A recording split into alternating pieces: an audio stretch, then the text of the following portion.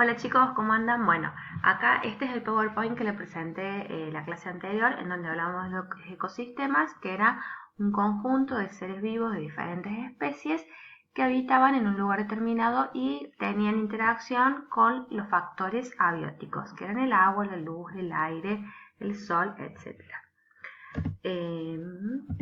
Después, a ver, no puedo pasar este Power. Ahí está. En un ecosistema había factores bióticos, que eran todos los seres que tenían vida, y los factores abióticos. Cuando hablamos de seres que tienen vida, cuando hablamos de factores bióticos, hablamos de todos los animales, plantas, hongos, bacterias y seres humanos. Y los factores abióticos, acá tenemos los principales, que es el agua, la luz, el suelo, el clima, etc. Yo les había mencionado 3 tipos de ecosistemas: los ecosistemas acuáticos, de transición y aeroterrestres.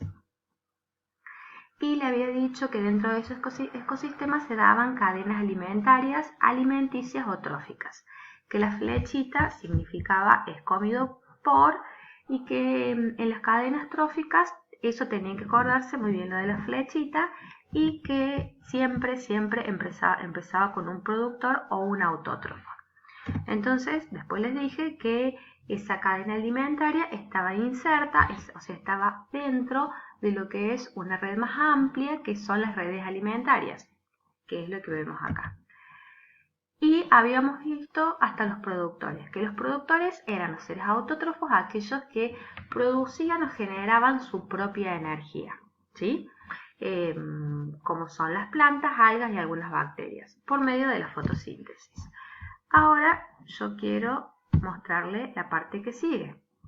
Bien, entonces ahora vamos a ver el próximo eslabón de la cadena alimentaria, que son los consumidores. ¿Quiénes son los consumidores?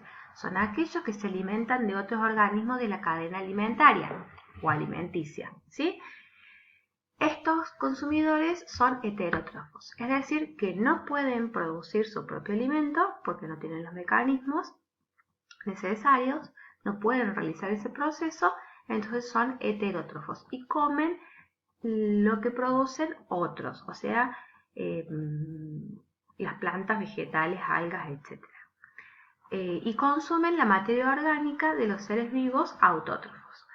Tenemos varias categorías. Tenemos los consumidores primarios, que son aquellos animales que se alimentan solo de seres herbívoros, ¿sí?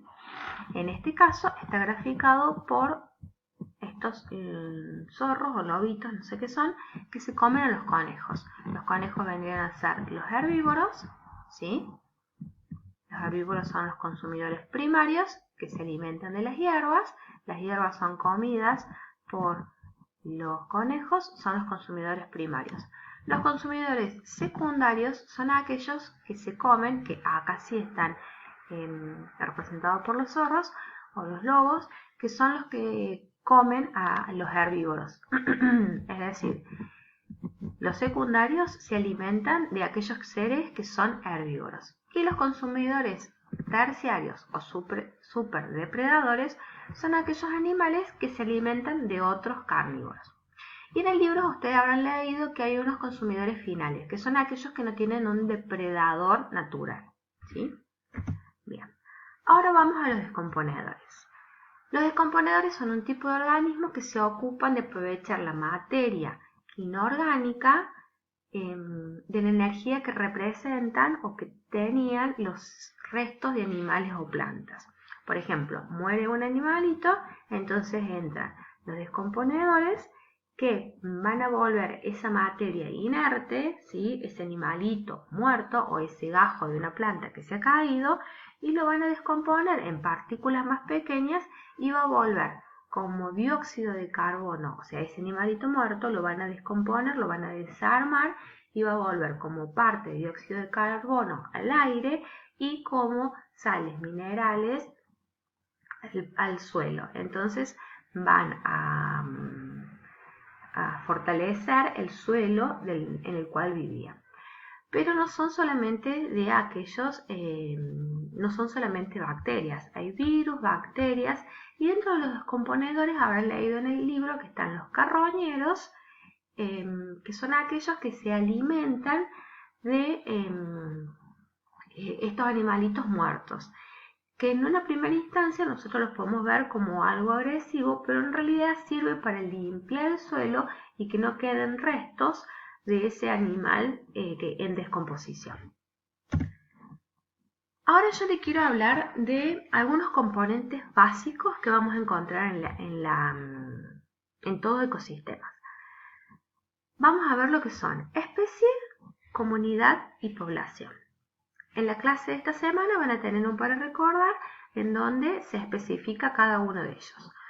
Por ejemplo, las especies es el conjunto formado por seres vivos que tienen una o más caracteres o características en común y tienen descendencia fértil. Y yo acá puse diferentes razas de perros, ¿sí? Estos animalitos pertenecen a una especie, a la especie canina. Si por ejemplo yo tengo una hembra de caniche toy que se cruza o queda embarazada, preñada de un salchicha, ¿sí? Seguramente va a salir un salchicha medio ruludo o un caniche más alargado, ¿sí? Ellos se pueden cruzar, es decir, pueden tener descendencia fértil porque pertenecen a la misma especie, ¿sí? ¿Se entiende? O la especie felina. Puede haber un gato de ninguna raza, un gato siamés o un gato persa, y entre ellos pueden tener descendencia, ¿sí? Entonces, las especies son conjuntos de individuos que comparten unas o más características y que al cruzarse pueden dejar descendencia fértil. Yo como especie puse acá la especie animal canina, ¿sí? Bien. Después tenemos otro concepto que es re importante, que es la población. ¿Qué es la población? Son organismos de una misma especie, ¿sí? Que conviven y que comparten un hábitat, es decir, comparten un lugar determinado, y acá yo puse un conjunto de llamas o guanacos, no sé bien qué son, y fíjense que son todos animalitos de la misma especie que viven juntos y comparten un lugar determinado. Esa es la población, es el conjunto de animales de la misma especie. Y después tenemos la comunidad. ¿Qué es la comunidad? Es conjunto de individuos de diferentes especies que habitan en un lugar determinado. Por eso tenemos un perro, un gato, un conejo, una tortuga, tenemos un cuy, tenemos gallina, tenemos gallo. Supongamos, pensemos en nuestra casa. ¿Nuestra casa qué sería? Sería una comunidad. ¿Por qué? Porque estamos nosotros, que somos seres vivos, seguramente tenemos algunas mascotas, un perrito, un gato, conejo, no sé, peces, alguna tortuga, y además tenemos plantas, ¿sí? Entonces tenemos una especie que somos los seres humanos, otra especie que son un perro o un gato, ¿sí? La especie, los animalitos. Y después tenemos especies vegetales, ¿sí? Podemos tener plantas, no sé, podemos tener cactus, podemos tener suculentas, podemos tener diferentes, podemos tener árboles, ¿sí? Entonces eso es una comunidad. Son individuos de diferentes especies que comparten un lugar determinado. Entonces, resumiendo, en el ecosistema va a estar compuesto por individuos. Un conjunto de individuos de la misma especie representan una población. Y ese conjunto de diferentes poblaciones, por ejemplo, una población de aves, una población de perros, una población de plantas, eso conforman una comunidad, ¿sí? Bueno, los seres vivos tienen dos tipos de interrelación. Relaciones interespecíficas quiere decir con otros seres vivos, y relaciones intraespecíficas, ¿sí? A ver, vamos acá. Este creo que sí lo tenía. Acá está. Las relaciones intraespecíficas son las relaciones que tienen los individuos en una misma población, o sea, individuos de la misma especie. Por ejemplo, las relaciones de familia, ¿sí? La mamá mono, el papá mono, que cuidan a los monitos, ¿sí? Después tenemos relaciones estatales. Ustedes saben, por ejemplo, acá tenemos el caso de las abejas, ¿sí? Que ellos funcionan y tienen un sistema de organización muy organizado, en donde está la abeja reina y después están las obreras y cada una tiene su trabajo designado. Y después tenemos relaciones coloniales. Por ejemplo, hay colonias de diferentes peces, acá tenemos arrecifes de corales, y entonces entre ellos se juntan para protegerse. Esos son los tipos de relaciones intraespecíficas, es decir, en el interior de una especie. Cada uno tiene su relación particular. Una relación también intraespecífica que se da es por competir por un territorio. Por ejemplo, una leona, ¿sí?, va y caza a un ciervo, supongamos, y después la trae para que todo el resto de la manada de leones puedan alimentarse, ¿sí? O por ejemplo, un león que lucha por ser el rey de la manada, entonces tiene una pelea, una disputa con los otros leones para poder de este modo ser el jefe de la manada. Esas son relaciones que se dan entre individuos de la misma especie. Y después tenemos relaciones interespecíficas. Por ejemplo, inter significa entre diferentes especies, entre una especie y otra, ¿sí? Por ejemplo, si yo le digo, se va a jugar la Copa Intercontinental, ¿qué significa? Que esa copa va a ser entre diferentes continentes. Entonces, cuando yo hablo de relaciones interespecíficas, es relaciones entre diferentes especies. Acá lo dice muy bien, la interacción que tiene lugar entre dos o más individuos de especies diferentes. Y acá dice, se establece entre individuos de diferentes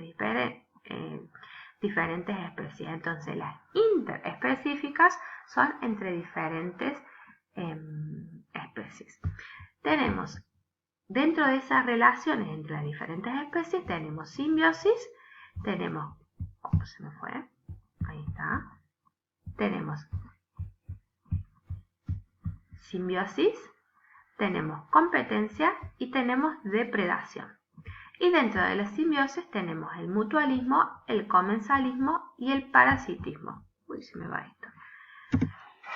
Esto es un adelanto de lo que vamos a ver la semana que viene, ¿sí? La clase que viene vamos a trabajar relaciones intra e interespecíficas. Solamente quería que les quedara claro que cuando hablamos de intra es hacia el interior de una población, es decir, individuos de la misma especie, y cuando hablamos de interespecífica son relaciones o interacciones que se dan entre especies de diferentes poblaciones, ¿sí?